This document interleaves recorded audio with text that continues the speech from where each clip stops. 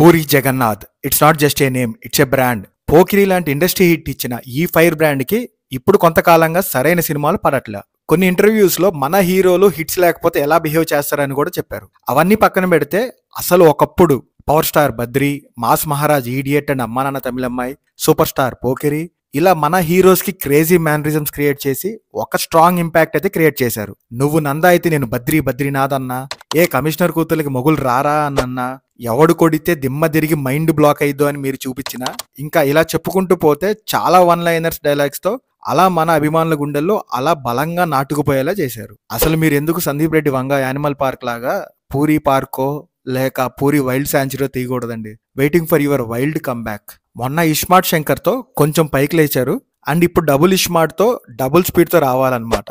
కానీ ఒక్క హ్యాపీనెస్ ఏంటంటే మీ సినిమాలు కొంచెం అటు ఇటుగా ఆడుతున్నా మీ పూరి మ్యూజిక్స్ అయితే వేరే లెవెల్ ఉంటాయండి. అసలు సపరేట్ గా చెప్పక్కర్లేదు అనుకోండి.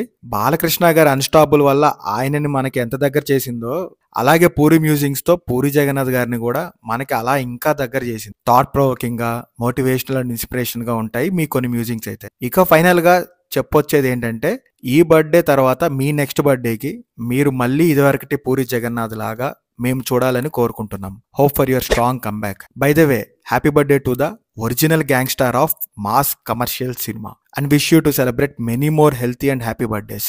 ఇక మీకు కనుక ఈ వీడియో నచ్చితే వీడియోని లైక్ చేసి మీ విషెస్ ను కూడా కామెంట్ చేయండి. కుదిరితే మన ఛానల్ని సబ్స్క్రైబ్ చేసుకోండి. Thank you. మీ ఈ సినిమా.